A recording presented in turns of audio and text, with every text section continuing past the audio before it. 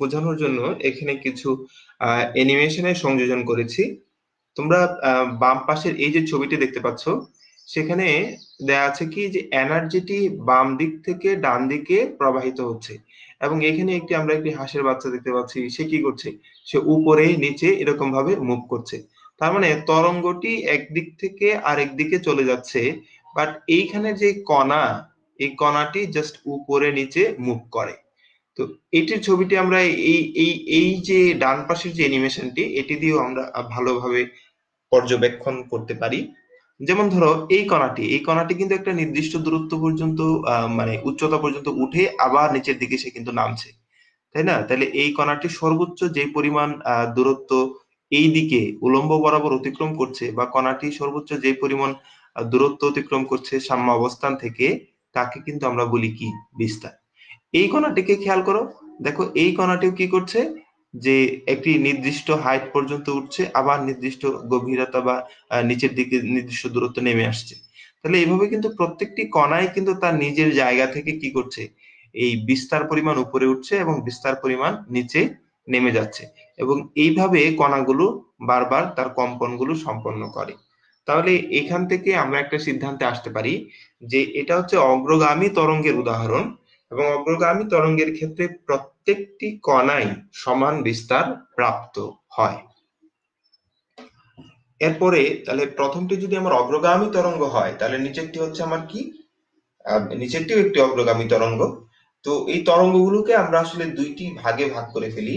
সকল তরঙ্গকেই বলি যে একটি হচ্ছে অনুদৈর্ঘ্য তরঙ্গ, একটা হচ্ছে আমার অনুপ্রস্থ তরঙ্গ। তাহলে প্রথম যে কণাটি বা প্রথম যে ছবিটি আমরা দেখতে পাচ্ছি, যে এইখানের যে ছবিটি, সেটি আমাদের একটি অনুপ্রস্থের। কারণ তরঙ্গ সম্প্রসারিত হচ্ছে বা সঞ্চালিত হচ্ছে এই বাম দিক থেকে ডান দিকে, আর কণাগুলো এরকম সঞ্চালিত হচ্ছে উপরে নিচে। তাহলে তাদের মধ্যবর্তী যে উপরে নিচের সাথে একটি কোণ উৎপন্ন হচ্ছে, সেই কোণটিকে আমরা যদি এই যে এভাবে চিন্তা করি, যে এই বরাবর হচ্ছে তাদের মুভমেন্ট, আর তরঙ্গটি সঞ্চালিত হচ্ছে এই বরাবর। তাহলে তাদের মধ্যবর্তী যে কোণটি উৎপন্ন হয়েছে, সেই কোণটি হচ্ছে কত ডিগ্রি? সেই কোণটি হচ্ছে 90 ডিগ্রি। ঠিক আছে, আশা করি এটি বোঝাতে পেরেছি। তারপর ধরো যে এই তারপর ধরো যে এইখানে এটি কি হচ্ছে সেটি একটু বোঝার চেষ্টা করি। যে এটিকে বলছি আমরা অনুদৈর্ঘ্য তরঙ্গ। এখানেও কিন্তু এই যে বাম দিক থেকে তরঙ্গটি এভাবে সম্প্রসারিত হয়ে, মানে সঞ্চালিত হয়ে সামনের দিকে যাচ্ছে। লেফট সাইড থেকে যাচ্ছে কোথায়? যাচ্ছে রাইট সাইডে। এবং এই যে এইখানে দেখো, এখানে একটু ঘন কিছু কণা দেখতে পাচ্ছি। এই যে ঘন করে কিছু কণা আমরা দেখতে পাচ্ছি।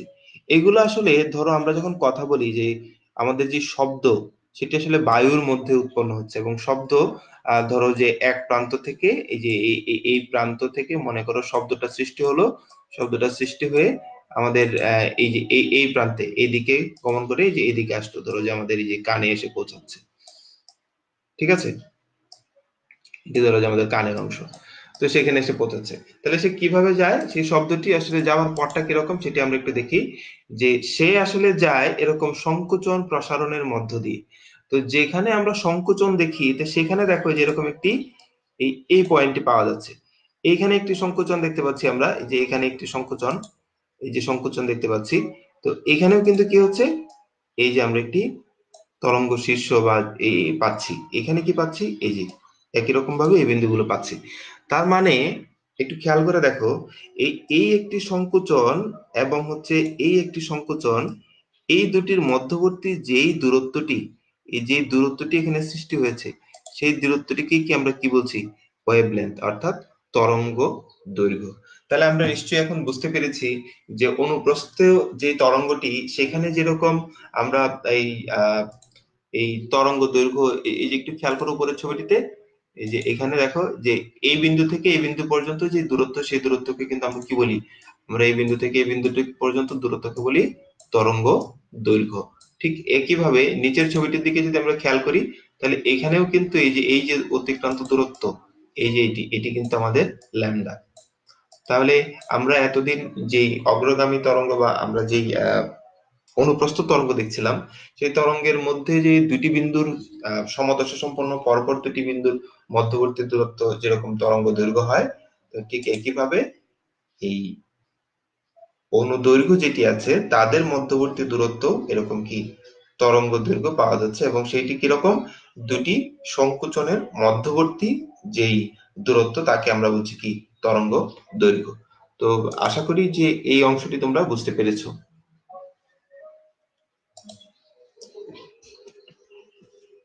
তাহলে আবার দেখো যে অ্যানিমেশনটি, আমি এর মধ্যে একটু দেখে আসছি যে আমাদের লাইভটি ঠিক মতো আসছে কিনা।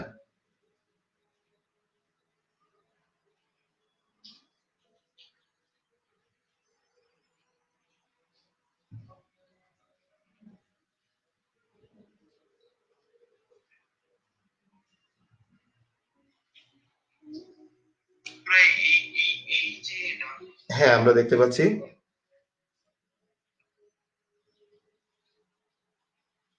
আচ্ছা, কমেন্টে দেখতে পাচ্ছি যে একজন জানতে চেয়েছেন যে কিভাবে অনলাইন ক্লাস নিচ্ছি পাওয়ার পয়েন্ট এবং এটি ব্যবহার করে। আমি পরবর্তী কোনো একটি সময়ে আমাদের এই এই অধ্যক্ষ নেত্রকোনা সরকারি কলেজ এই পেজে আমরা কি কি প্রক্রিয়ায় ক্লাসগুলো নেই সে সম্পর্কে আমি একটি আলাদা একটি ধারণা দেওয়ার চেষ্টা করব। তো সুপ্রিয় শিক্ষার্থী, আমরা অনুদৈর্ঘ্য এবং অনুপ্রস্থ তরঙ্গ সম্পর্কে ধারণা লাভ করার পর আমরা পরবর্তী স্লাইডে যাই, দেখি সেখানে কি বলা হচ্ছে। দেখো, যে তরঙ্গগুলোকে আমরা অগ্রগামী তরঙ্গ বলছিলাম, কি কারণে বলছিলাম? কারণ সেই তরঙ্গটি এক প্রান্ত থেকে আরেক প্রান্ত থেকে আমার শক্তিটাকে কি করছে, সঞ্চালিত করছে। অর্থাৎ এই শক্তিকে সে প্রবাহিত করছে এক জায়গা থেকে আরেক জায়গায়। কিন্তু এইখানে আমরা একটা অ্যানিমেশন, প্রথম যে ছবিটি আমরা দেখতে পাচ্ছি, যে এই ছবিটি, এই ছবিটা থেকে একটু খেয়াল করি। এই ছবিটি দেখো, এখানে কি করছিল, কণাগুলা কিন্তু বারবার আমরা আগের স্লাইডে কিন্তু বলেছি যে প্রত্যেকটি কণায় উপরে নিচে যাচ্ছে। তো আমাদের অনেক সময় একটু নিচের ছবিটা একটু দেখি, অনেক সময় এরকম কিছু প্রশ্ন করা হয় এমসিকিউ তে, যে এই পি বিন্দু, কিউ বিন্দু, আর বিন্দু, এস বিন্দু, টি বিন্দু, এই বিন্দুগুলো আছে। তো এনার্জিটা যখন বাম দিক থেকে ডান দিকে যাচ্ছে, বাম দিক থেকে ডান দিকে যাচ্ছে, আমরা এখানে একটি তীর চিহ্নের মাধ্যমে দেখানোর চেষ্টা করেছি। তো এনার্জিটা যখন এই সামনের দিকে চলে যাবে, তখন আসলে পি বিন্দুটি কি উপরের দিকে যেতে থাকবে নাকি নিচের দিকে যেতে থাকবে, এই বিষয় সম্পর্কেও কিন্তু আমরা একটি ক্লাস নিয়েছি এর আগে। তাহলে তোমাদের কাছ থেকে আমি জানতে চাইবো, তোমরা যারা এই এই ক্লাসটিতে অংশগ্রহণ করছো, আমাকে বলতে হবে যে এই তরঙ্গটি যদি সামনের দিকে এগিয়ে যায়, তাহলে পি বিন্দুটি উপরের দিকে যাবে নাকি পি বিন্দুটি নিচের দিকে যাবে, আমাকে এই সম্পর্কে বলতে হবে। পি বিন্দু সম্পর্কে যেরকম বলবে, ঠিক একইভাবে আমাকে একটু কিউ বিন্দু সম্পর্কেও ধারণা দিবে যে এই বিন্দুটি এখন কি করবে। এই যে কিউ বিন্দুটি, যে আমার তরঙ্গটি যদি এই বিন্দু থেকে এইভাবে যদি সামনের দিকে অগ্রসর হয়, তাহলে সেই ক্ষেত্রে এই কিউ বিন্দুটি উপরের দিকে উঠবে নাকি কিউ বিন্দুটি নিচের দিকে উঠবে। তুমি যদি এই সম্পর্কে আমাকে একটু ধারণা দিতে পারো, তাহলে আমি আরেকটু তোমাকে বোঝাতে সক্ষম হব বলে মনে করছি।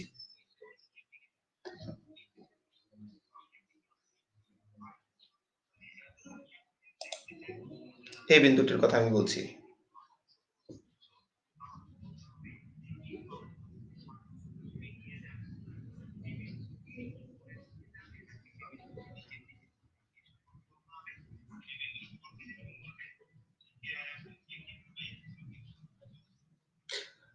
সুপ্রিয় শিক্ষার্থী, আমি তোমাদের কমেন্টের অপেক্ষা করছি, আমাকে জাস্ট জানাতে হবে যে কিউ বিন্দুটি কোন দিকে যাচ্ছে।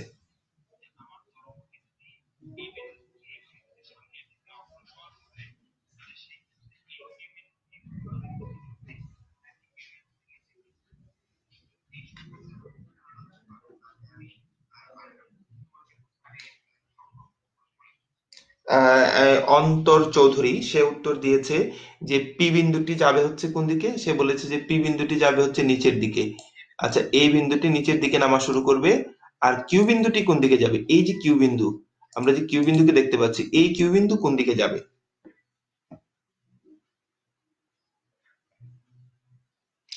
তোমরা ঝটপট উত্তর দিয়ে দাও।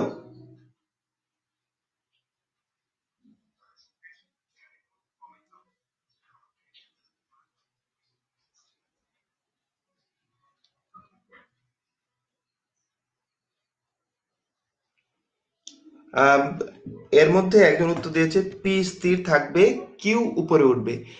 আসলে পি হচ্ছে এই যে আমাদের কনসেপ্ট গুলো নিয়ে আমাদের কাজ করার বিষয়, যে তহসিন আহমেদ সে বলছে যে পি স্থির থাকবে, কিউ উপরে উঠবে। না, আমি তার উত্তরটি সঠিক নয়। এর মধ্যে দীপ উত্তর দিয়েছে যে পি নিচের দিকে যাবে এবং কিউ হচ্ছে উপরের দিকে উঠবে। তো এই জিনিসটি বোঝার জন্য আমি একটা কাজ করতে পারি। কি কাজ?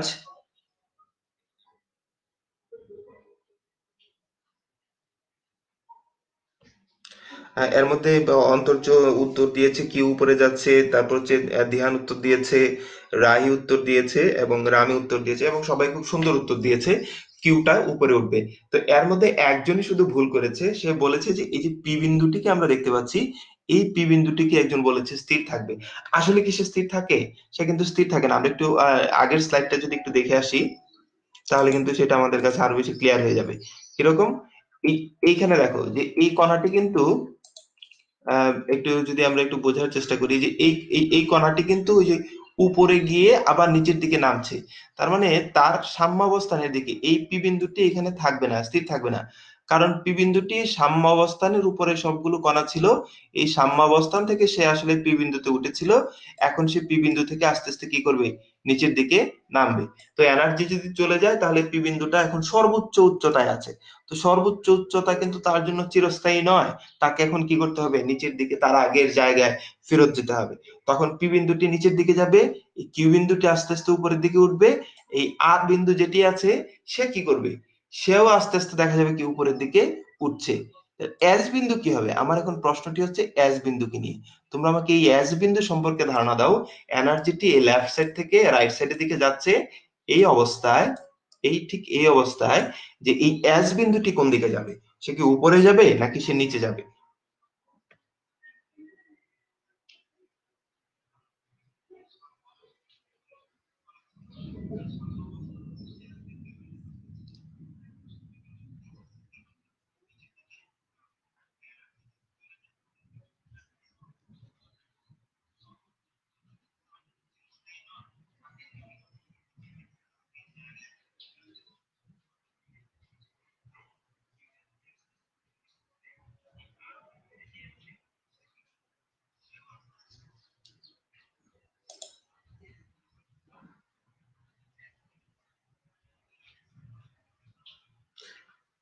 তো অনেকেই অনেক উত্তর দিচ্ছ, সবাই যারা উত্তর দিচ্ছ তাদের সবাইকে আমি ধন্যবাদ জানাই।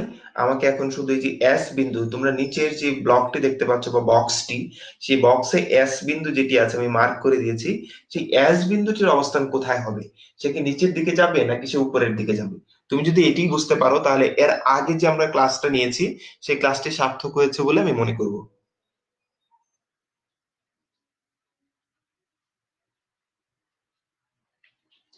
তো এর মধ্যে বেশ কিছু উত্তর এসেছে। দীপশিখা উত্তর দিয়েছে এস যাবে, একজন উত্তর দিয়েছে যে এস যাবে নিচে। আবার কেউ কেউ বলেছে, যেমন অন্তর বলেছে নিচে, আবার রামিম বলেছে উপরে, তারপর হচ্ছে মুক্তাদির বলেছে নিচে, দীপ বলেছে উপরে, রাহি বলেছে নিচে। তাহলে দেখো আমাদের কিন্তু কনফিউশন দেখা যাচ্ছে। আমাদের এই কনফিউশন রাখলে আমাদের চলবে না। তো তোমরা বলছো কি, যে এই এস বিন্দুটা কেউ বলছো যাচ্ছে উপরে, কেউ বলছো যাচ্ছে কোথায়? নিচে। তাহলে আমাদের এটা নিশ্চয়ই ক্লিয়ার হতে হবে, কারণ এই ভুলটা যদি থেকে যায় তাহলে হবে না। তুমি দেখো যে এনার্জিটি, মনে করো যে এইখানে এই এনার্জিটি, এই বৃত্তের মধ্যে এনার্জিটি রেখেছি। আর এইখানের এনার্জিটি আমি মনে করো যে একটা ম্যাজিক দিয়ে এখানে একটা গোলকের মতো রেখেছি। তো তরঙ্গ প্রবাহিত হচ্ছে, মানে তুমি মনে করো যে গোলকটিকে আমি ঠেলে সামনের দিকে পাঠিয়ে দিচ্ছি। তরঙ্গ সামনের দিকে প্রবাহিত হচ্ছে মানে এই গোলকটিকে নিচ থেকে ঠেলে আমি এই পাশে পাঠাচ্ছি। তাহলে দেখো এই গোলকটি যখন সামনের দিকে যাবে, তখন এর ধাক্কায় কিউ বিন্দুটা কি হবে? উপরের দিকে উঠে যাবে। আর এ যখন সামনের দিকে যাবে, তখন এর ধাক্কায় এস বিন্দুটাও কি হবে? এস বিন্দুটা তখন আসলে উপরের দিকে, নাকি এস বিন্দুটা কোন দিকে যাবে? নিচের দিকে যাবে। তুমি একটু ভালো করে খেয়াল করো। তোমার আসলে ওই আলবার্ট আইনস্টাইন একটা কথা বলেছেন, সেটা কি, যে imagination is more important than knowledge. বা তুমি আসলে কতটুকু জানো তার চেয়ে বড় বিষয় হচ্ছে তুমি কতটুকু কল্পনা করতে পারো। এই কল্পনাটিকে আমি এইখানে প্রথম যে ছবিটি আছে তার সাহায্যে আমি একটু বোঝানোর চেষ্টা করি। দেখো, যে আমি মনে করব কি এই হচ্ছে আমার সাম্যাবস্থান। সাম্যাবস্থানের উপরে যে লাল বৃত্ত যেটি দেখতে পাচ্ছ, সেটি আমার হচ্ছে একটি ম্যাজিক গোলক। তো এনার্জি যখন বাম দিক থেকে ডান দিকে যাচ্ছে, তখন সেই গোলকটিকে তুমি আসলে ডান দিকে ঠেলে পাঠিয়ে দিচ্ছ। আবার নিচের যে গোলকটি আমি যেটাকে গ্রিন দিয়ে দিয়েছি সেটিকেও তুমি ঠেলে ডান দিকে দিয়ে দিচ্ছ। তখন কিন্তু তুমি সহজে অনুমান করতে পারবে যে কোন অণুটা আসলে উপরে যাচ্ছে, কোন অণুটার উপরে যাওয়ার কথা। তো আমি আশা করি যে এই জায়গা থেকে তোমরা এখন অনেকটাই বুঝতে পেরেছো। তো আমি আরেকটি বিন্দু আঁকতে চাই। মনে করো যে এইখানে একটি বিন্দু আমি এঁকেছি। সেই বিন্দুটি হচ্ছে আমার ধরো যে এক্স বিন্দু।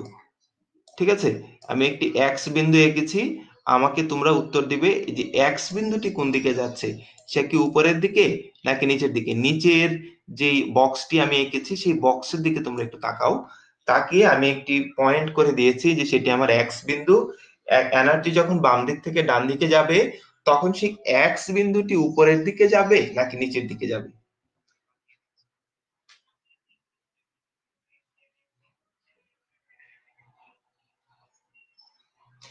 তো আমি তোমাদের সাথে তোমাদের উত্তরের অপেক্ষা করছি, কারণ আমি জানি যে ইন্টারনেটের গতি এতটাই কম।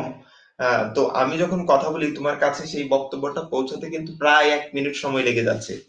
অতএব তোমরা প্রশ্নটির উত্তর যত তাড়াতাড়ি দিবে তত আমার জন্য সহজ হয়। আমি তত সামনের স্লাইডের দিকে যেতে পারি।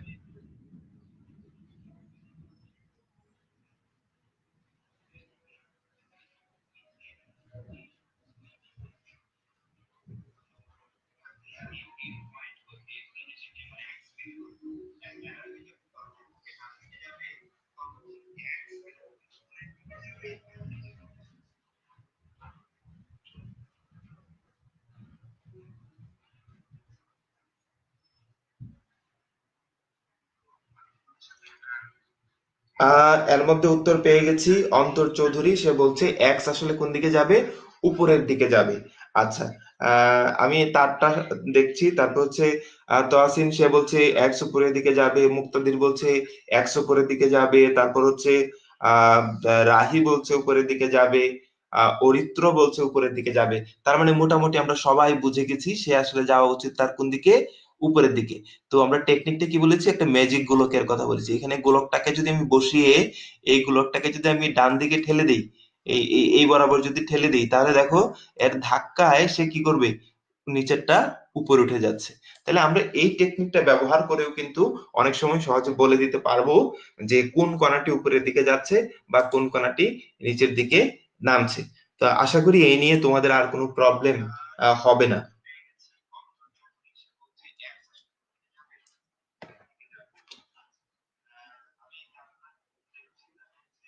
এইখানে তোমরা আরেকটি ব্লকের কথা একটু খেয়াল করো, যে এখানে একটি বিষয় বলে রেখেছি যে প্রত্যেকটি কণার আসলে বিস্তার কি সমান। কারণ কি, কারণ এই যে তুমি প্রথম ছবিটি দেখো যে এইখানে যে গোলকটি আছে সে কিন্তু সাম্যাবস্থান পর্যন্ত আসছে। আবার এই কণাটি যে আছে সে কিন্তু এই যে সাম্যাবস্থান থেকে সে আবার সর্বোচ্চ একটা জায়গায় যাচ্ছে। এই কণাটি তারও কিন্তু মুভমেন্ট যে এই পর্যন্ত উপর থেকে নিচে। এই কণাটির মুভমেন্টও কিন্তু যে উপর থেকে নিচে এই পর্যন্ত। এই কণাটির মুভমেন্টও এই পর্যন্ত। এই কণাটিও কি ঠিক উপরে নিচে মুভ করে। এই কণাটিও ঠিক উপরে নিচে একই উচ্চতা পর্যন্ত যায়, আবার একই উচ্চতা পর্যন্ত নিচের দিকে নেমে আসে। তাহলে তুমি যদি একটু খেয়াল করো যে সবগুলো কণার হাইট কিন্তু প্রায় সমান, একই জায়গায় উঠছে। এবং এর নিচে যখন নামছে তখন কিন্তু কোনোটা হয়তো আগে কোনোটা হয়তো পরে।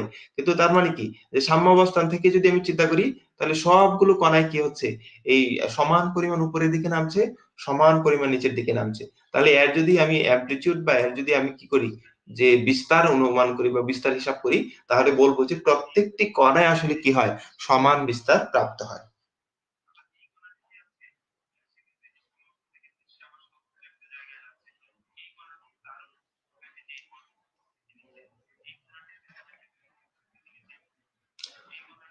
সুপ্রিয় শিক্ষার্থী, আমি ঠিক পরের স্লাইডটিতে যেতে চাই।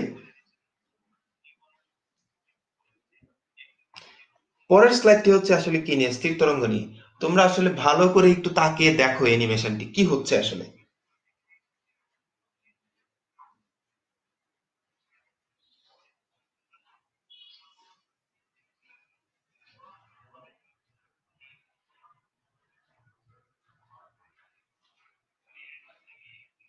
তোমরা এই যে স্থির তরঙ্গের ছবিটা নিশ্চয়ই দেখতে পাচ্ছ।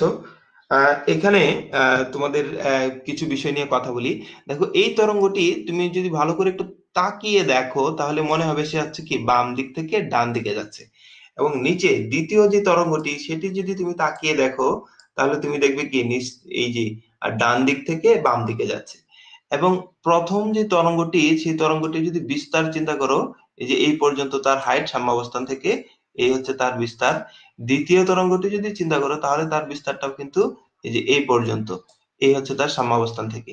তাহলে একটু খেয়াল করো, এই প্রথমটার বিস্তার যেটি পেয়েছি সেটিকে ধরো যে আমি বললাম যে A1, এবং দ্বিতীয়টির বিস্তার যেটি পেয়েছি সেটি মনে করো হচ্ছে A2, হ্যাঁ দিয়েছি।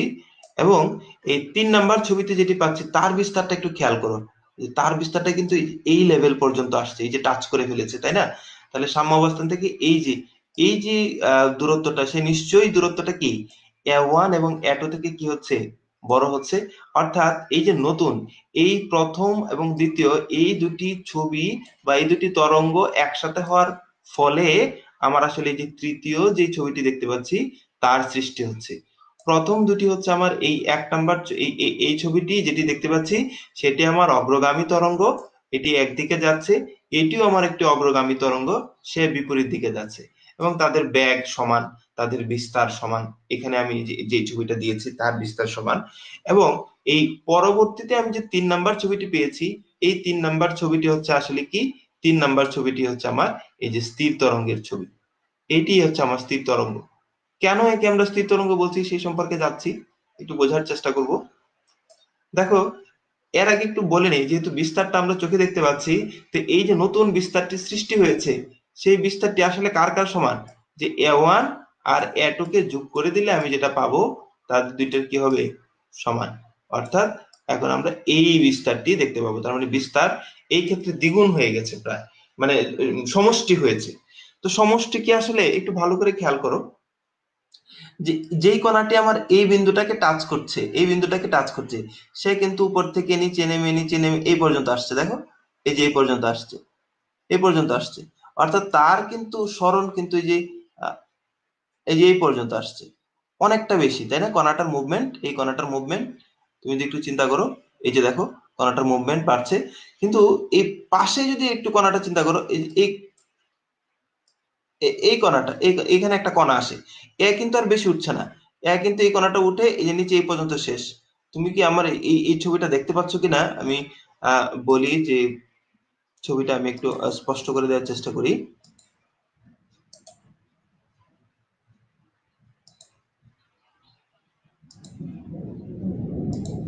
এই যে এইখানে আমি একটু আঁকার চেষ্টা করেছি, এই যে যে কালো কালি দিয়ে আমি বুঝিয়ে দিচ্ছি, যে এইখানের যে কণাটি এঁকেছি সেই কণাটি কিন্তু এই সর্বোচ্চ যে বিস্তার তার সমান কিন্তু হয়নি, ঠিক আছে? তাহলে তার সমান হয়নি। তাহলে এই এ থেকে আমরা কি বুঝলাম, এ থেকে আমরা বুঝলাম যে বিস্তারের, এই বিস্তারটির ক্ষেত্রে, অর্থাৎ আহ, এই যে এই ক্ষেত্রে এই স্থির তরঙ্গের ক্ষেত্রে প্রত্যেক কণার বিস্তার সমান হয় না। প্রত্যেক কণার বিস্তার কি নয়, সমান নয়। প্রত্যেক কণার, তোমরা একটু খাতা কলমে লিখে নিবে, কণার বিস্তার কি নয়,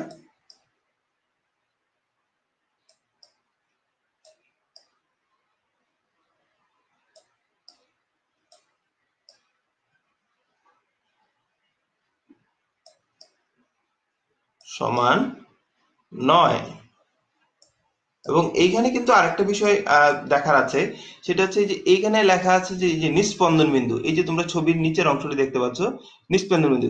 এই কণাটি দেখো যে এতক্ষণ কিন্তু এই কণাগুলোর কিন্তু কোনো কি ছিল না, কোনো মুভমেন্ট ছিল না, কোনো তাদের উপরে নিচে যাওয়ার কোনো ছবি আমরা দেখিনি।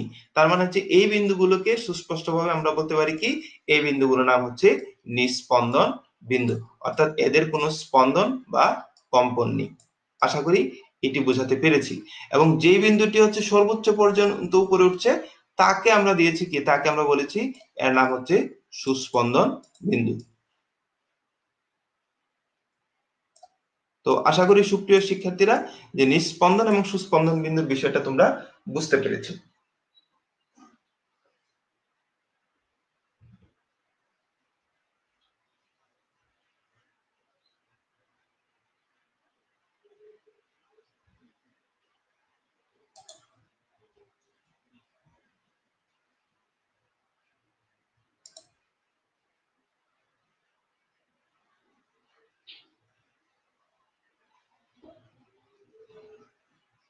সুপ্রিয় শিক্ষার্থী, এগুলো কিন্তু আমাদের পূর্ববর্তী ক্লাসের যে ধারণা, সেই ধারণা থেকেই কিন্তু আমরা আলোচনা করছি। আমরা এই যে অ্যানিমেশনটির মাধ্যমে কিন্তু এখন দেখতে পাচ্ছি আসলে প্রকৃত ঘটনাটি কিরকম করে ঘটে। এই যে দেখো যে এই অ্যান্টিনোড লেখা আছে, অর্থাৎ সে হচ্ছে সুস্পন্দন বিন্দু, সর্বোচ্চ এই এই মাঝখানের যে কণাটি সেই সর্বোচ্চ সরণ হচ্ছে তার, এবং এই এই যে দুটি বিন্দু আমরা যে নিচে যে লাল বৃত্ত দিয়ে দেখতে পাচ্ছি সেগুলোর কিন্তু কোনো মুভমেন্ট আমরা দেখতে পাচ্ছি না।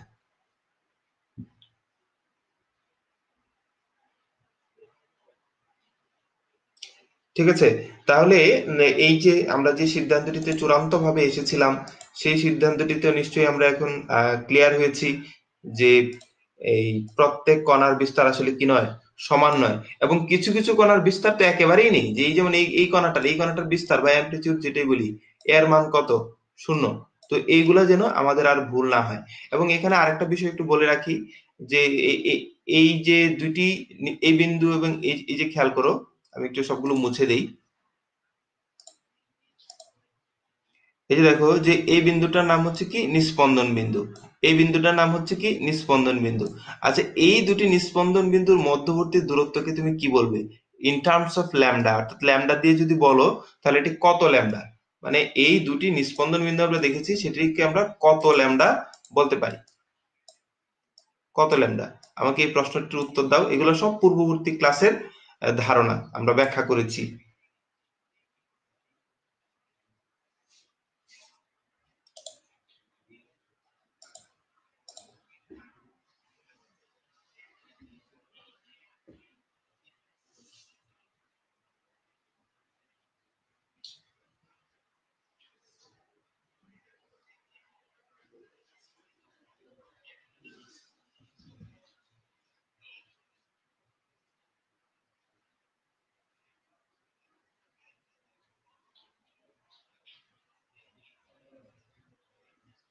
তোমাদের উত্তরের অপেক্ষায় আছি, তোমরা তাড়াতাড়ি উত্তর দিয়ে দিবে।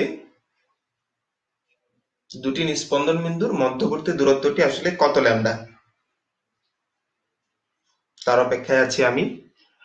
আমি জানি যে তোমাদের সাথে আমার যে ইন্টারেকশনের তার জন্য কিছুটা সময়ের পার্থক্য হয়ে যায়। কেন সেই পার্থক্যটা হয় সেটা আমি জানি। কারণ হচ্ছে যে ইন্টারনেটের গতির কারণে, যে তোমাদের কথাগুলো আমার শুনতে 1 মিনিট সময় লেগে যাচ্ছে, তোমার আবার আমার কথা শুনতে 1 মিনিট সময় লেগে যাচ্ছে। অনেকে এর মধ্যে উত্তর দিয়ে ফেলেছো, তো আসিন দিয়েছো, তারপর হচ্ছে রামিম দিয়েছো যে হাফ ল্যামডা। ভেরি গুড, তোমরা অনেক ভালো উত্তর দিয়েছো এবং তোমাদের উত্তরটি একেবারে সম্পূর্ণ সঠিক হয়েছে। তো তোমাদেরকে আমি ধন্যবাদ জানাচ্ছি। তো আমরা এর মধ্য দিয়ে পরবর্তী স্লাইডের দিকে যাওয়ার চেষ্টা করি, যেহেতু আমাদের আজকে বিট নিয়ে কথা বলার কথা। এই যে আমরা আজকে শুরু করব একেবারে সম্পূর্ণ নতুন একটি টপিক। ও, এর মধ্যে রোদেলা রাহি উত্তর দিয়েছে λ/4। রোদেলা রাহি, তোমার উত্তরটি ভুল হয়েছে, তোমার উত্তরটি ভুল হয়েছে। তুমি একটু ভালো করে তাকিয়ে দেখো যে কি হয়।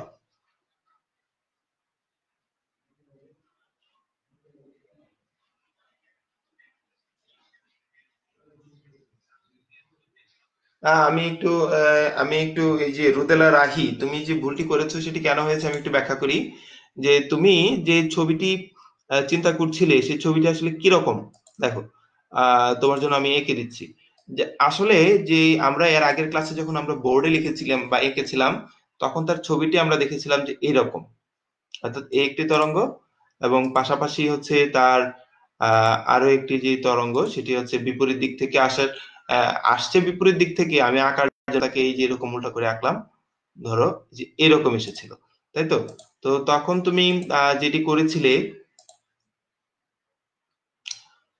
তাকে আমি একটু অন্য কালার দিয়ে বোঝাতে চাই। একটু ধরো যে গ্রিন গ্রিন নিলাম। তো তখন কিন্তু তুমি এই এই বিন্দুটি হচ্ছে নিস্পন্দন বিন্দু এবং এই বিন্দুটি হচ্ছে একটা নিস্পন্দন বিন্দু। তাহলে তুমি দেখো যে এই এই দুটি বিন্দু কিন্তু আসলে এই একটি সম্পূর্ণ তরঙ্গের আসলে কি অর্ধেক। তাহলে সেই বিচারে এই যে দুটি নিস্পন্দন বিন্দুর যে মধ্যবর্তী দূরত্ব সেটি আসলে কত হবে, সেটি আসলে λ/2 এর সমান হবে। তো যে তুমি যে উত্তরটি দিয়েছিলে সেই উত্তরটি যে ভুল হয়েছে এবং কেন ভুল হয়েছে সেটি তুমি বুঝতে পেরেছো? হ্যাঁ, ইতিমধ্যে উত্তর দিয়েছে, অনেকে উত্তর দিয়েছে। তাদের নামগুলো আমি একটু বলি, কারা কারা উত্তর দিয়েছে। তয়াসিন দিয়েছে, রামিম দিয়েছে, মুক্তাদির দিয়েছে, রাহি দিয়েছে, অন্তর দিয়েছে, তারপর হচ্ছে পার্সিয়া উত্তর দিয়েছে। ওকে, সবাইকে ধন্যবাদ। আমরা নতুন আরেকটা টপিক শুরু করতে যাচ্ছি, সেটি হচ্ছে বিট। আমরা সিনেমাতে অনেক সময় দেখি, তাই না, যে একটা মুমূর্ষু ব্যক্তি সে যখন মারা যাচ্ছে, তখন এই হসপিটালের বড় একটা স্ক্রিনের মধ্যে মানে ছোট্ট একটা স্ক্রিনের মধ্যে আমরা হার্টবিট গুলো দেখতে পাই, তাই না? এই এই যে বিট আমরা দেখতে পাই, সেটা নিয়ে আমাদের আসলে স্টাডি করব এখন। তোমরা সবাই একটু অ্যানিমেশনটা একটু ভালো করে, এই পেজে যা তা দেখা যাচ্ছে সেটা একটু বোঝার চেষ্টা করো, যেখানে কি ঘটনাগুলো ঘটছে।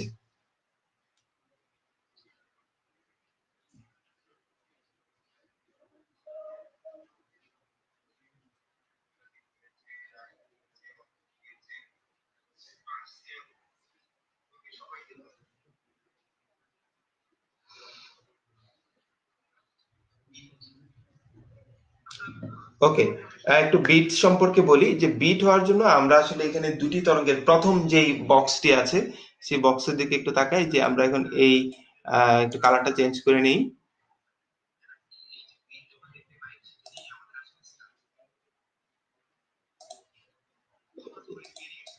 এটি হচ্ছে আমাদের 1 নাম্বার ছবি। সেই ছবিটির দিকে একটু আমরা সবাই তাকাই, যে কি দেখতে পাচ্ছি। যে আমরা দেখতে পাচ্ছি হচ্ছে দুটি স্পিকার এখানে আছে, যেখান থেকে শব্দ উৎপন্ন হচ্ছে, এবং একটিকে আমরা ইয়েলো কালার দিয়েছি, একটিকে আমরা গ্রিন কালার দিয়েছি। এবং সেই দুটি ইয়েলো এবং গ্রিন যে দুটি শব্দ, দুটি স্পিকার থেকে এসে আমাদের আসলে পৌঁছাচ্ছে কোথায়? আমাদের পৌঁছাচ্ছে এই যে এই ব্যক্তির কানে এসে পৌঁছাচ্ছে। তো আমাদের কানে যখন এসে পৌঁছায়, তখন আসলে এরকম যদি পাশাপাশি দুটি স্পিকার থাকে, এবং তাদের মাঝখানে যদি আমার কম্পাঙ্কের একটু পার্থক্য থাকে, আর যদি বিস্তারের যদি কোনো পার্থক্য না থাকে, তাহলে আমি যে শব্দটা শুনবো সেটা হচ্ছে ওয়া ওয়া ওয়া ওয়া ওয়া ওয়া এরকম। মানে কোথাও একটু বেড়ে যাচ্ছে, কমতেছে, বেড়ে যাচ্ছে, কমতেছে, এরকম একটা সাউন্ড তুমি শুনতে পাবে। এই যে পর্যায়ক্রমিক হ্রাস বৃদ্ধি পাচ্ছে, এই পর্যায়ক্রমিক হ্রাস বৃদ্ধিটাকে আমরা বলছি আসলে কি? বিট।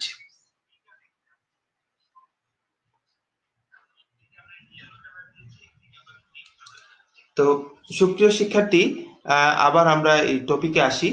দেখো টপিকটি কি বলতে চায়, যে এইখানে প্রথম যে স্পিকারটি, এখান থেকে তরঙ্গ দৈর্ঘ্য দেখতে পাচ্ছি আমরা, বা তরঙ্গটি দেখতে পাচ্ছি।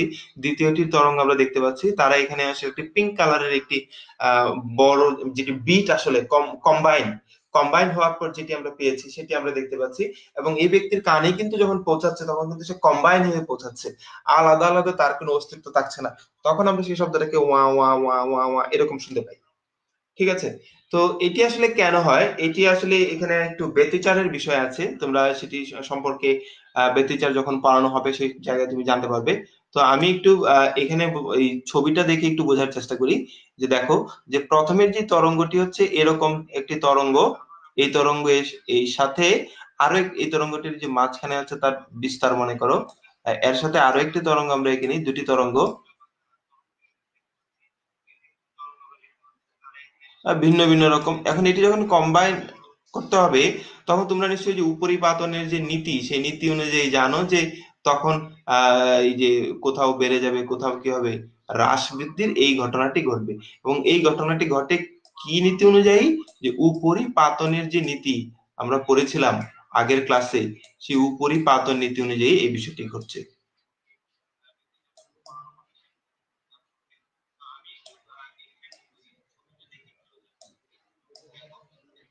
হ্যাঁ, এবং যার ফলে আমরা এই যে প্রথম ছবিতে এই ব্যক্তির কানে আসার আগে আমরা যে ছবিটি দেখছি, সেই বিষয়টি আমরা এখানে দেখতে পাচ্ছি।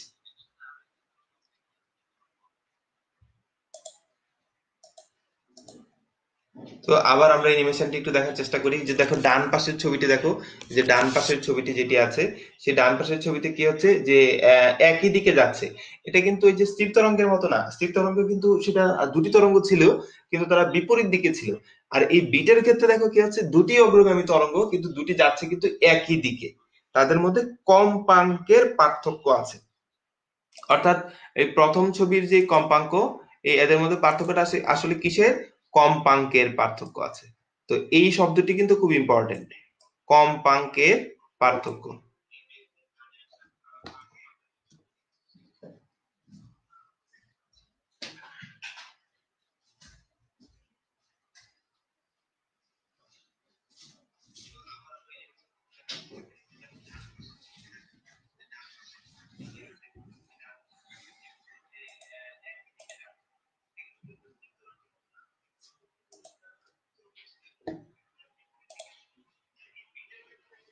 তো আমরা কম্পাঙ্কের পার্থক্যের কথা বলছিলাম।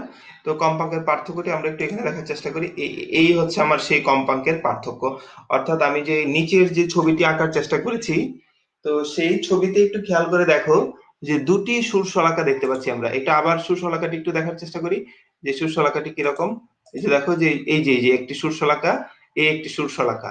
হ্যাঁ, এই দুটি সুরশলাকা পরস্পর আমি রেখেছি, এবং তাদের মধ্যে যদি কম্পাঙ্কের পার্থক্য যদি পরিলক্ষিত হয়, অর্থাৎ তুমি মনে করো যে প্রথমটার কম্পাঙ্ক তুমি দেখলে হচ্ছে 250 হার্জ, ঠিক আছে? প্রথমটির যে কম্পাঙ্ক তুমি পেলে সেটি কত বললাম? 250 হার্জ। আবার দ্বিতীয় যেটি আছে সেটি মনে করো 260, মানে 260 হার্জ। তখন তুমি দেখো যে দুইটির মধ্যে আসলে কি পার্থক্য দেখা যাচ্ছে? কম্পাঙ্কের পার্থক্য দেখা যাচ্ছে। কম্পাঙ্কের পার্থক্য কত? এটা থেকে এটা যদি তুমি মানে বিয়োগ দিয়ে দাও, মাইনাস করে দাও, তাহলে সেটা তুমি দেখবে কত? 10। এই যে কম্পাঙ্কের পার্থক্যটি সৃষ্টি হলো, এই কম্পাঙ্কের পার্থক্য যদি না থাকে, তাহলে এই যে এরকম বিটের সৃষ্টি আমরা দেখতে পাবো না। এই বিট আমরা আসলে দেখতে পাবো না। তাহলে এই বিট কেন সৃষ্টি হচ্ছে? বিট সৃষ্টি হচ্ছে এই যে কম্পাঙ্কের পার্থক্যের কারণে। এখন পার্থক্যের ক্ষেত্রে আসলে কোনটি প্লাস কোনটি মাইনাস বড় কথা নয়। যে যেমন মনে করো যে আমার সাথে আমার বন্ধুর যে বয়সের ব্যবধান কত দিন, তো সেক্ষেত্রে কিন্তু এখানে প্লাস এই 100 দিন বা মাইনাস 100 দিন, সেটা কিন্তু আমরা কাউন্ট করি না। তাহলে এইখানে যেহেতু এই যে হার্টজ নিয়ে কথা বলছি, এখানে দুটি হার্টজ অর্থাৎ দুটি সুরশলাকারের যে কম্পাঙ্কের পার্থক্য যে বের করছি, তো সেখানে আসলে আমরা কি করেছি? বিয়োগ করেছি। তো এই কারণেই যে বিটের যে তুমি নিচের যে সমীকরণটি দেখতে পাচ্ছ, সেই সমীকরণের মধ্যে একটা বক্স করে দেয়া আছে F bit equal to F1 minus F2, এবং একটি পরম চিহ্ন সেখানে দেয়া আছে। এই পরম চিহ্ন দেওয়ার উদ্দেশ্যটা কি আসলে? কারণ আমি তো আসলে পার্থক্য বের করতে যাচ্ছি, আমি এটা আসলে স্কেলার, শুধুমাত্র মান নিয়ে কাজ করব। আমার তো সেখানে কে বড় কে ছোট সেটা জানার দরকার নেই। তো এই কারণে আমি আসলে কি করি, যে দুইটা মাঝখানে বিয়োগফল করে দিই। এই বিয়োগটাই হচ্ছে আসলে বিট সংখ্যা। এতগুলো বিট আমরা শুনতে পাবো। এখন বিটটা আসলে কি? যেমন ধরো যে এইখানে আমি একটা বিট শুনলাম, তারপরে আবার এই যে এইখানে একটা বিট শুনলাম, আবার আয় বিট শুনলাম, এরকম কতগুলো বিট শুনতে পাবো। সেই এই বিট সংখ্যাটাই হচ্ছে আসলে কি তাদের কম্পাঙ্কের এই যে পার্থক্যটাই হচ্ছে আমার কি? বিট।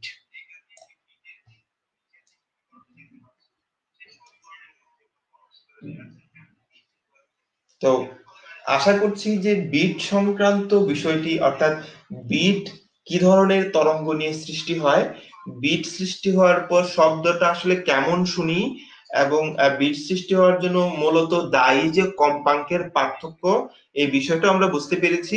এবং আমরা এটিও বুঝতে পেরেছি যে কতগুলা বিট উৎপন্ন হবে বুঝবো কিভাবে? যে দুটি সুরশলাকা বা এই এদের দুটি কম্পাঙ্কের বিয়োগফল থেকে আমি বলে দিতে পারবো আসলে কতগুলো বিট সৃষ্টি হচ্ছে। এবং বিটের শব্দটা হচ্ছে ওয়া ওয়া ওয়া ওয়া ওয়া, এরকম শব্দ হবে।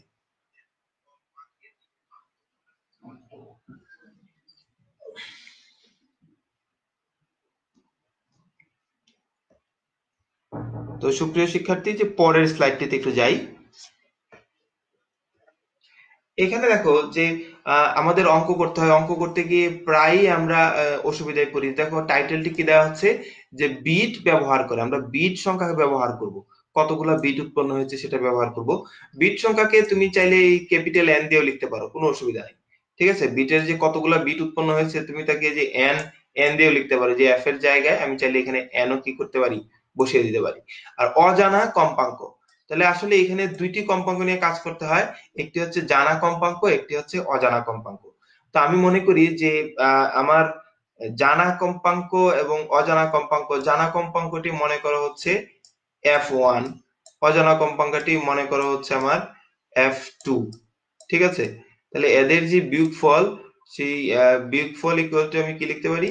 বিয়োগফল ইকুয়াল টু লিখতে পারি আমি হচ্ছে বিট সংখ্যা। বিট সংখ্যাকে আমি বলছি যে চাইলে তুমি ক্যাপিটাল এন দিয়ে লিখতে পারো। তাহলে জানাটিকে বলেছি আমি F1, অজানাটিকে বলেছি কত? F2। তাহলে তুমি F2 ইকুয়াল টু কত লিখবে? যে F1 মাইনাস ক্যাপিটাল এন, আর এই F2 টাকে ডান পাশে নিয়ে যাও, তাহলে তখন তার মাইনাসটা কি হয়ে যাবে? প্লাস হয়ে যাবে। তাহলে তুমি এই যে অজানা কম্পাঙ্কটি পেয়ে যাচ্ছ। তার মানে দেখো, জানা কম্পাঙ্কটির সাথে এখন তুমি অজানা এই বের করছো কিভাবে? যে জানা কম্পাঙ্ক থেকে বিট সংখ্যাকে বিয়োগ দিয়ে দিলে তুমি পেয়ে যাচ্ছ কি? অজানা কম্পাঙ্ক। তো সবসময় কি এই এই এরকম বিয়োগ হবে এমন কোনো কথা নেই, যোগও কিন্তু হতে পারে। কিরকম? যে প্রথম ছবিটিকে যদি আমি এভাবে দিতাম যে কোনটি বড় আমি তো আসলে জানি না, আমার এইখানে যে ছবিটি আমি এঁকেছি এখান থেকে বোঝা যাচ্ছে যে F1টি বড়। উল্টা ঘটনা হতে পারে, F2টাও বড় হতে পারে। তখন আমি যেহেতু মান নিয়ে কাজ করি, সংখ্যা নিয়ে কাজ করি, তো আমার সেখানে শুধু মানটা দরকার। তো এই F1 হচ্ছে আমার আগের মতোই, F1 কে আমি জানা বলেছিলাম, F2টাকে অজানা বলেছিলাম। তো ইকুয়ালটা আমি কত লিখতে পারি, ব্যবধানটাই হচ্ছে আমার বিট সংখ্যা। এবং এর পরের লাইনটি আমি কি লিখতে পারি খেয়াল করো, এর পরের লাইনটি আমি লিখতে পারি যে আমার দরকার হচ্ছে অজানা, অজানাকে বলেছি কি আমি F2। তাহলে F2 ইকুয়াল টু আমি লিখে দিতে পারি কত, যে n প্লাস F1। তার মানে এই F1 এর সাথে আমি এখন কি করেছি, প্লাস করেছি। তো F1 এর সাথে আমি কি করেছি, প্লাস করেছি কাকে, n কে। তাহলে দেখো যে অজানা কম্পাঙ্কের আগে কিন্তু মাইনাস পেয়েছিল, আর এখন তুমি কি পেয়েছো, প্লাস পেয়েছো। তাহলে তুমি একটা সিদ্ধান্তে চলে আসো। সিদ্ধান্তটা কিরকম, যে বলে দাও যে অজানা কম্পাঙ্ক যদি F2 হয়, তাহলে F2 ইকুয়াল টু আমি লিখতে পারি যে জানা কম্পাঙ্ক যেটি ছিল আমার F1, সেই F1 এর সাথে কি হয় তোমার প্লাস হবে অথবা তোমার মাইনাস হবে, কে, বিট সংখ্যা। এইটি হচ্ছে তোমার সূত্র। এই সূত্রটি তোমার বইতে অনেকবার ব্যবহার করা হয়েছে, তো এই সূত্রটি তুমি শিখে নাও।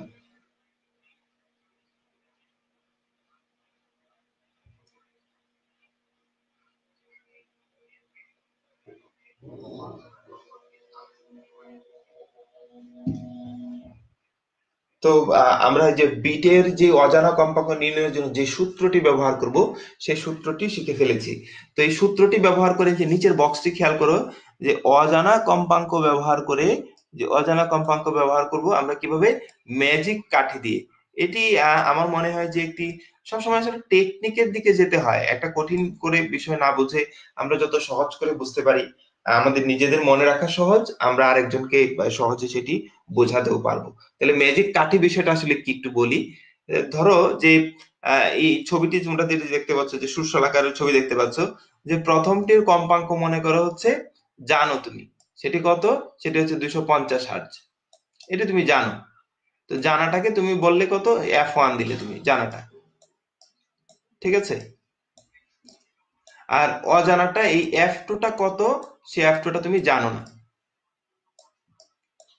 জানো না। F2টা সম্পূর্ণ তোমার অজানা। কিন্তু তোমাকে বলে দিল যে যতগুলো বিট সৃষ্টি হচ্ছে এই দুইটার পার্থক্যের কারণে, সেই বিটের সংখ্যা হচ্ছে কত, বিটের সংখ্যা হচ্ছে 5। তাহলে এই কয়েকটা বিষয়কে যদি তুমি কি করো, যে তুমি যে সূত্রটি শিখলে, এই যে সূত্রটি শিখলে এর মধ্যে যদি এনে তুমি ব্যবহার করো, তাহলে দেখো F2 এর মান দুটি দাঁড়ায়। অর্থাৎ F1 জানার সাথে একবার প্লাস করতে হয়, তো জানার সাথে এক সময় প্লাস করলে তোমার কত দাঁড়াচ্ছে, 250 প্লাস 5, তখন কত হয়ে গেল, 255। আমি এককগুলো দিচ্ছি না, তুমি এককগুলো দিয়ে নিও। 255 হার্জ। এবং আরেকটি দাঁড়ায়, সেটি হচ্ছে কত, 245 হার্জ।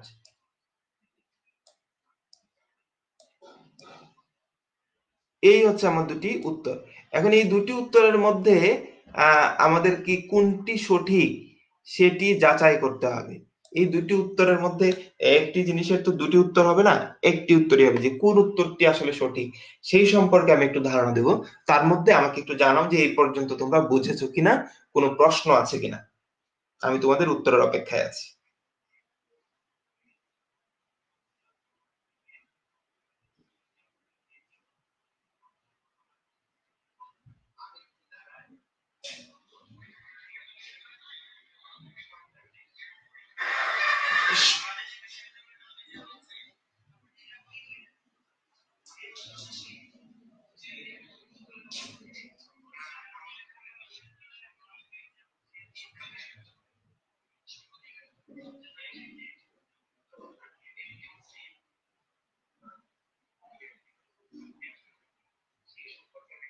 আমি অপেক্ষা করছি তোমাদের উত্তরের, আমাকে তাড়াতাড়ি জানাও।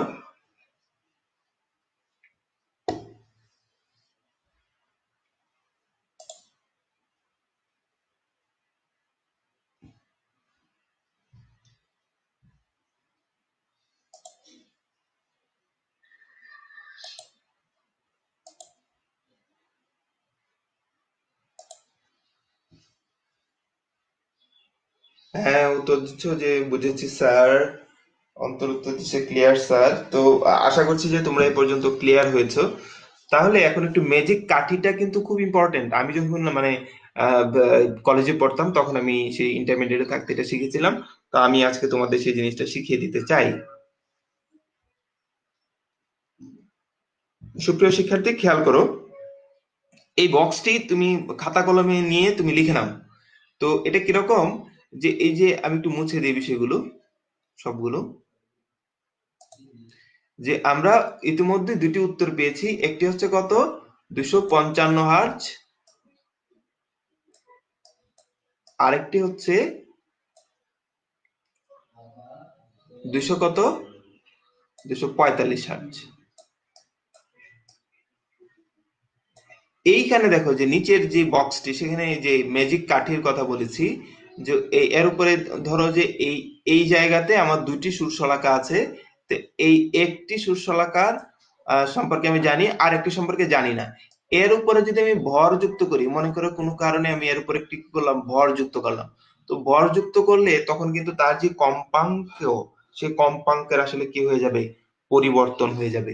তো কম্পাঙ্কের পরিবর্তন কিরকম হয়, আমাকে বলতে পারে যে কম্পাঙ্কটি বৃদ্ধি পেয়েছে, অথবা কম্পাঙ্কটি কি পেয়েছে, হ্রাস পেয়েছে। তো এই ম্যাজিক কাঠি, নিচে তিনটি কাঠি এঁকেছি যে বিটের হিসাব করার জন্য। তো এই প্রথম কাঠিটি হচ্ছে জানা কম্পাঙ্ক। জানা কম্পাঙ্কটা আমার কত ছিল, জানা কম্পাঙ্ক ছিল আমার 250। আগের যে উদাহরণটি আমি দিয়েছি স্লাইডে, তুমি প্রয়োজনে পরবর্তীতে লাইভটি শেষ হওয়ার পর রেকর্ড থেকে সেটা দেখে নিতে পারো। তারপর হচ্ছে অজানা দুটি মান পেয়েছি, একটি হচ্ছে বড় মান, একটি হচ্ছে ছোট মান। তো ম্যাজিক কাঠির যে উপরের যে কাঠিটি আছে, সেখানে আমি আসলে যে অজানা কম্পাঙ্কের বড় মানটিকে লিখবো, 255। এবং নিচে আমি কি করব, যে অজানা কম্পাঙ্ক আরো একটি পেয়েছিলাম, সেটি কত, 245। এখন আমাকে প্রশ্নে বলে দিয়েছে যে ভর যুক্ত করতে, যে উপরে আমি যে রেড মার্ক দিয়েছি যে সুশলাকার উপরে, যে বলেছে ভর যুক্ত করলে বিট সংখ্যা হ্রাস পায়। ভর যুক্ত করলে বিট সংখ্যা কি, হ্রাস পায়। তোমাকে বলে দিয়েছে বাড়তেও পারে কমতেও পারে, কিন্তু তোমাকে বলেছে হ্রাস পায়। তো তুমি একটু চিন্তা করে দেখো, যে ভর, এই যে এই ম্যাজিক কাঠি, এই কাঠির উপরে তুমি কি করলে, একটু ভর যুক্ত করে দিলা। ঠিক আছে, কাঠিটি এই ভার নিতে পারবে না। সে কি করবে, এই কাঠিগুলা ভাসমান, এই যে সিন্দাবাদের জাদুর পাটির মতো, হ্যাঁ, ভাসমান। তো সে কি করবে, একটু নিচে নেমে আসবে। এই ভর সে সহ্য করতে না পেরে সে কি করলো, নিচের দিকে নেমে আসলো। তখন তার এই গ্যাপটি একটু তুমি খেয়াল করো। ঠিক একইভাবে এই নিচের যে কাঠিটি আছে, ভরযুক্ত করতে বলছে, তুমি তার উপরে একটু ভরযুক্ত করে দাও। তখন এই কাঠিটিও কি, ভর সইতে না পেরে সে কি করবে, আর একটু নিচের দিকে নেমে যাবে। তখন তুমি দেখো যে অজানা কম্পাঙ্কের কাঠি থেকে এই যে কাঠিটার ব্যবধানটা কি হয়েছে, বৃদ্ধি পেয়েছে।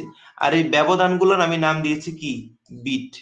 তাহলে তুমি দেখো, যে যদি তোমাকে বলে যে ভর দিলে, বা এই যে এরকম ভর যুক্ত হলে বিট কমে, যদি বিট কমে বলে, বলতো কোনটির বিট কমেছে, সেটি কি 255-এর বিট কমেছে, নাকি 245-এর বিট কমেছে? এই বিটটাকে আমি আসলে এই গ্যাপের সাথে তুলনা করতে চাই। বিটটাকে আমি আসলে কি করতে চাই, যে গ্যাপের সাথে তুলনা করতে চাই। যেহেতু আমি ম্যাজিক কাঠি দিয়ে পড়াচ্ছি, তো বিট কমেছে বলতে কি আমি আসলে কি বলতে চাই, যে গ্যাপ কমেছে। এখন তুমি আমাকে বলো যে ভর যুক্ত করলাম, তার বিট কমেছে। এখন আমি উত্তরটি আমি কোনটি নিব, 255 নিব নাকি 245 নিব? তাড়াতাড়ি আমাকে জানাও।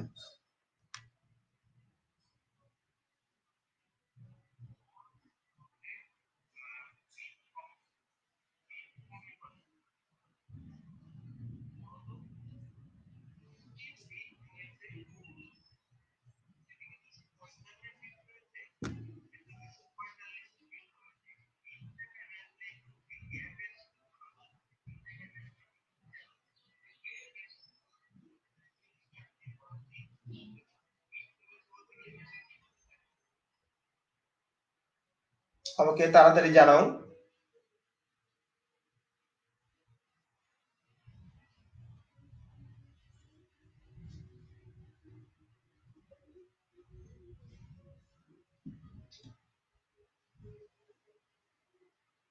আমি তোমাদের কমেন্টের অপেক্ষা করছি।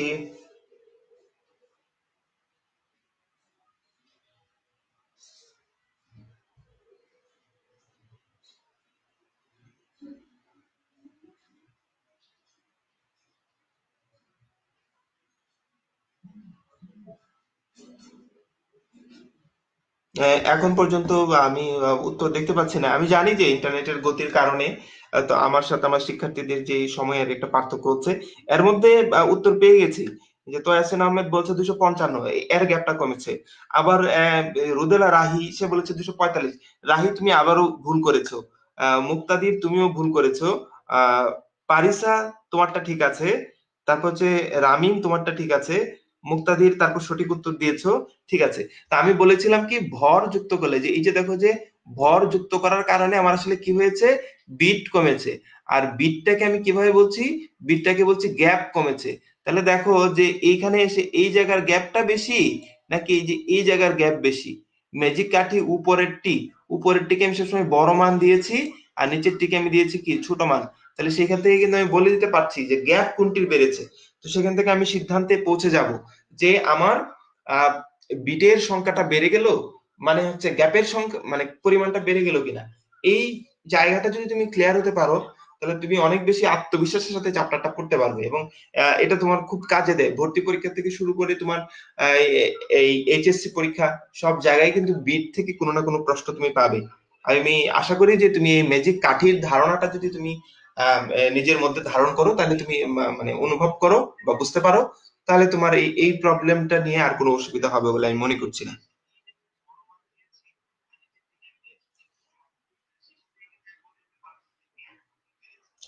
আহ, এর পরবর্তীতে আমি আরেকটি বিষয় নিয়ে কথা বলি। যে এতক্ষণ আমরা দেখলাম যে তাকে যদি আমি কোনো একটি শলাকায় যদি ভর যুক্ত করি তাহলে কি হয়। আমি যদি ভর হ্রাস করি কোনো একটি সুর শলাকায়, তখন সে কিরকম হয় সেটি নিয়ে আমরা একটু কথা বলি। আসো আমি স্লাইডের যে লেখাগুলো আছে সেই লেখাগুলোকে মুছে দিচ্ছি। ধরো যে এইখানে এই অংশটিকে আমি একটু ভেঙে সরিয়ে দিলাম, এই অংশটাকে আমি সরিয়ে দিলাম ভেঙে। তাহলে দেখো তখন কি হলো, ভর কি হলো, হ্রাস পেলো। তো তুমি আমাকে বলো যে আমি আবার আবার বলছি যে এইটি হচ্ছে এখন 300 হার্জ। এখন তোমরা অঙ্ক করবে, আমি এখান থেকে তোমাদের এটি সঠিক হয়েছে কিনা সেটা বলে দেবো। যে 300 হার্জ, জানা কম্পাঙ্ক হচ্ছে 300 হার্জ, F1, এটা হচ্ছে F1।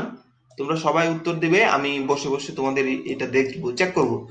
আর F2টা আসলে অজানা, F2টা আমরা জানি না, F2টা আমরা জানি না, F2টা কত, এটাকে আমরা ব্যবহার করব। আর একটা জিনিস, সেটি হচ্ছে এই দুটির মাঝখানে যে বিটের যে ব্যবধান, বিট সৃষ্টি হয়েছে 5টি। ঠিক আছে। কখন, যখন তার উপর ভর মানে তার ভর কি হ্রাস করা হয়নি। যখন ভর হ্রাস করা হয়নি তখন তাদের বিট কয়টি, 5টি। তাহলে সেই হিসাবে F2 এর মান তোমার কত হওয়া উচিত।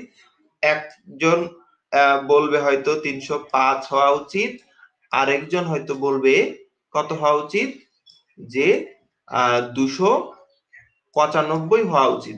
কারণ তুমি জানো যে সূত্রটা একটু আগে আমরা শিখেছি কিভাবে সূত্রটা ব্যবহার করতে হয়। হ্যাঁ।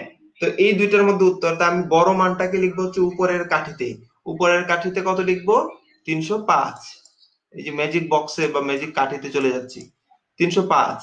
আর নিচের যে কাঠিটি সেখানে লিখবো কত, 295। আমরা টেকনিক ব্যবহার করব, 95।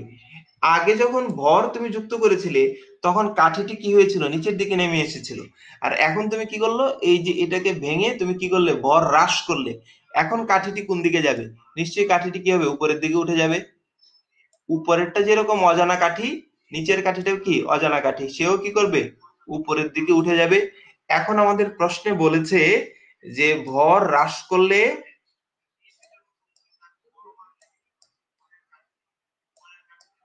প্রশ্নে বলে দিয়েছে যে ভর কমলে বিট কমে।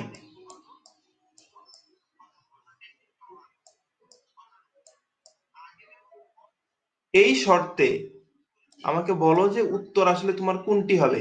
ম্যাজিক কাঠি ব্যবহার করো, সেই কাঠি ব্যবহার করলে আমাকে বলো যে তোমার উত্তর আসলে কোনটি, 305 নাকি 295? আর বিট কমেছে মানে কি বলতে বলেছিলাম, যে ম্যাজিক কাঠিগুলোর মধ্যে গ্যাপ কমেছে কিনা, তুমি এই বিষয়টি নিয়ে কাজ করবে।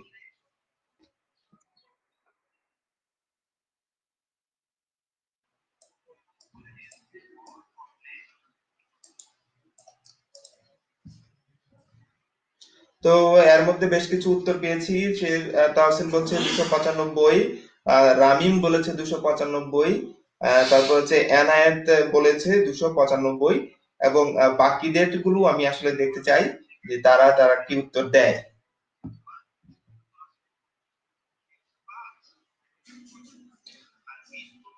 তো যেহেতু আমরা আগের যে স্লাইডটি, সেই স্লাইডটির সাথে যদি তুলনা করি, তাহলে বুঝতে পারছি যে ভর হ্রাস করার কারণে সে আসলে কি হচ্ছে, উপরের দিকে উঠে যাচ্ছে। তাহলে ম্যাজিক কাঠির যে নতুন অবস্থান সৃষ্টি হলো, উপরের কাঠিটি এখানে, নিচের কাঠিটি কোথায়, এইখানে। তাহলে দেখো গ্যাপ কোনটার কমেছে, নিচের কাঠিটির সাথে গ্যাপ কমেছে নাকি এই যে উপরের কাঠির সাথে গ্যাপ কমেছে। তাহলে এটি একেবারেই স্পষ্ট হয়ে গেল, 295 এর সাথে এই যে গ্যাপ, এই যে গ্যাপ, সেই গ্যাপটি কি হয়েছে, কমেছে। তাহলে আমার উত্তর এখন কত, আমার উত্তর হচ্ছে 295। এই হচ্ছে আমার সঠিক উত্তর, 295 হার্জ। তো সুপ্রিয় শিক্ষার্থী, আশা করি যে বিট কিভাবে গঠিত হয়, তারপর হচ্ছে আহ বিট হিসাব বা অজানা কম্পাঙ্ক জানা কম্পাঙ্কের সাথে তুলনা করে কিভাবে অঙ্কগুলো সলভ করতে হয় সেই সম্পর্কে একটি ধারণা তোমরা পেয়েছো। এবং একটু দেখো নিচে একটু বক্স করে একটু কালার করে লিখে দিয়েছি যে অজানা সুর শলাকায় যদি তুমি ভর যুক্ত করো, তাহলে উভয় কাঠিটি কি হয়, নিচে নামবে, আগের উদাহরণে দেখেছো। আবার যদি ভরকে আমরা হ্রাস করে দিতে পারি, সে হালকা হয়ে যাবে। সে হচ্ছে এই যে সিন্দাবাদের জাদুর পাটির মতো, সেই পাটিটি এখন কি হচ্ছে, হালকা হওয়াতে উপরের দিকে ভেসে গেল। তো ভেসে গেলে এই যে জানা কম্পাঙ্ক, তার কিন্তু ভাষা টাষা কিছু নাই, সে কিন্তু এই জায়গায় ফিক্সড। তো তার সাথে আমরা তুলনা করে দেখছি যে উপরের এবং নিচের যে অজানা কাঠিগুলা, তার গ্যাপটা বাড়লো না কমলো। তো প্রশ্নে তো তোমার আসলে গ্যাপ, বা প্রশ্নে তো তুমি এই ম্যাজিক কাঠি এই শব্দগুলা ব্যবহার করতে পারবে না। তো সেখানে তোমার যে বইয়ের যে ভাষা, যে বলতে হবে যে ভর কমলে তার যেহেতু বিট কমে, আর বিট যদি কমে তাহলে তার এই যে এই উত্তর কোনটি হয়, সেটি তুমি কয়েকটি উদাহরণের অঙ্ক দেখে তার ল্যাঙ্গুয়েজটা তুমি একটু বুঝে নিবে। এর পরের দিন আমরা যখন বইয়ের অঙ্কগুলো সলভ করব, তখন তার ভাষাটা কি হবে সেই সম্পর্কে ধারণা দেব। তো আমরা অনেকগুলো বিষয় নিয়ে আজকে কথা বলেছি। আমরা কথা বলেছি পুরোনো দিনের কথাগুলা, যেমন আমরা দেখেছি যে আহ, তরঙ্গ কিভাবে হয়, তরঙ্গর সঞ্চালনটা কিভাবে হয়, তরঙ্গ যখন সঞ্চালিত হয় কণাগুলোর যে কম্পন, তার দিক কোন দিকে হয়। অগ্রগামী তরঙ্গের ক্ষেত্রে আমরা দেখেছি যে অনুপ্রস্থ তরঙ্গ এবং অনুদৈর্ঘ্য তরঙ্গের মধ্যবর্তী যে কোণটা কত হয়। এবং আমরা যে কথা বলি বাতাসের মধ্যে যে শব্দটা সামনের দিকে যায়, তো সংকোচন প্রসারণের মধ্য দিয়ে যখন যায়, সেখানে তরঙ্গ দৈর্ঘ্যটা কিভাবে পরিমাপ করতে হয়। এবং আমরা দেখেছি হচ্ছে সুস্পন্দন বিন্দু, নিস্পন্দন বিন্দু, স্থির তরঙ্গে, স্থির তরঙ্গের প্রত্যেকটি কণার যে বিস্তার সমান যে হয় না, সেটি আমরা খুব ভালোভাবে আজকে বোঝার চেষ্টা করেছি। এবং অগ্রগামী তরঙ্গের ক্ষেত্রে কোন কণাটি উপরের দিকে যাবে, কোন কণাটি নিচের দিকে যাবে, সেটিও আমরা একটি টেকনিক ব্যবহার করে বোঝার চেষ্টা করেছি। আহ তারপরে আমরা দেখেছি যে বিট কিভাবে গঠিত হয়, এবং বিট গঠনের ক্ষেত্রে যে শব্দটা কেমন হয়, ওয়া ওয়া ওয়া ওয়া এরকম শব্দ হয়, সেটা বলেছি। তারপর আমরা হচ্ছে জানা সুর শলাকা এবং অজানা সুর শলাকারের যে কম্পাঙ্কের পার্থক্য থেকে বিট সংখ্যা কিভাবে হিসাব করে, এবং বিট সংখ্যা দেয়া আছে, একটি জানা কম্পাঙ্ক দেয়া আছে, অজানা কম্পাঙ্ক কিভাবে বিট নির্ণয় করতে হয়, এবং কোনটি সঠিক উত্তর হবে, প্লাস করলে সঠিক নাকি মাইনাস করলে সঠিক, সেটি বোঝার জন্য আমরা একটি টেকনিক ব্যবহার করেছি। সেটি হচ্ছে একটি ম্যাজিক কাঠির কথা বলেছি আমরা। ম্যাজিক কাঠিটা আসলে কি, ম্যাজিক কাঠিটা আসলে হচ্ছে ওই যে সিন্দাবাদের জাদুর পাটির মতো, আমরা তার সাথে তুলনা করেছি যে ভর যুক্ত করলে পাটিটি নিচের দিকে নেমে যায়, এবং ভরকে হ্রাস করা হলে সে আসলে কাঠি বলি, পাটি বলি, যাই বলি, সে আসলে উপরের দিকে ভেসে যাচ্ছে। এবং তার যে জানা যে কাঠিটা ছিল, সেই কাঠিটার সাথে আমরা দেখেছি যে গ্যাপ বাড়ছে নাকি কমছে। এই গ্যাপের হ্রাস এবং বৃদ্ধিকে আমরা আসলে বিটের সাথে তুলনা করেছি। তো সুপ্রিয় শিক্ষার্থীরা, আহ, অনেকগুলো বিষয় নিয়ে যেহেতু কথা বলেছি, তোমার হয়তো কোনো বিষয়ে যদি প্রশ্ন থেকে থাকে, তুমি এই ভিডিওটির নিচে তুমি প্রশ্ন করে জানাবে। এবং অনেকে আমাকে ফোনও দাও, অনেকে মেসেঞ্জারে নকও করো, তো আমাকে সেটাও করতে পারো। কোনো অসুবিধা থাকলে আমি সেই জায়গাগুলোতে তোমাদেরকে হেল্প করব। আর পরবর্তী ক্লাসে আমরা অন্যান্য বিষয় নিয়ে কথা বলবো, সেটি গ্রুপে পোস্ট করে জানিয়ে দিব। আর এর মধ্যে অনেকেই একটা প্রস্তাব দিয়েছো যে কোনো কুইজ স্পেশাল নেওয়া যায় কিনা, সেটাও করব। কুইজের একটি ব্যবস্থা আমি চালু করব অন্তত। যেই লেকচারটি দিয়েছি তার উপর ভিত্তি করে হয়তো কুইজগুলো করব। তো আজকে এই পর্যন্তই। সবাইকে ধন্যবাদ জানিয়ে সবাই ঘরে থাকবে, নিরাপদে থাকবে, এবং পড়াশোনার মধ্যে থাকবে। এবং পড়াশোনার বিষয়টা একটু সেলফ লার্নার হওয়ার চেষ্টা করো, একটু ইন্ডিপেন্ডেন্ট লার্নার হওয়ার চেষ্টা করো। এই লেখক যে বইগুলো লিখেছেন তোমার উদ্দেশ্যে, এটাকে একটা চিঠি মনে করে যে প্রেরক পাঠিয়েছে পাঠকের কাছে বা প্রাপকের কাছে, তার কিন্তু সেগুলো পড়ে ফেলা উচিত। পড়তে পড়তে কোথাও যদি কোনো প্রবলেম হয়, তোমার যে সংশ্লিষ্ট বিষয়ের যিনি যারা শিক্ষক আছেন, তারা তোমার সাথে কানেক্টেড আছেন। ইউটিউবে অনেকগুলো টিউটোরিয়াল আছে, অনেক রিসোর্স আছে আমাদের, সেখান থেকে তুমি নিজে পড়তে পারো। মোট কথা হচ্ছে নিজের পড়াশোনাটাকে চালিয়ে যাও। তো সবাই ভালো থাকবে, সবাই সুস্থ থাকবে, ঘরে থাকবে। খোদা হাফেজ।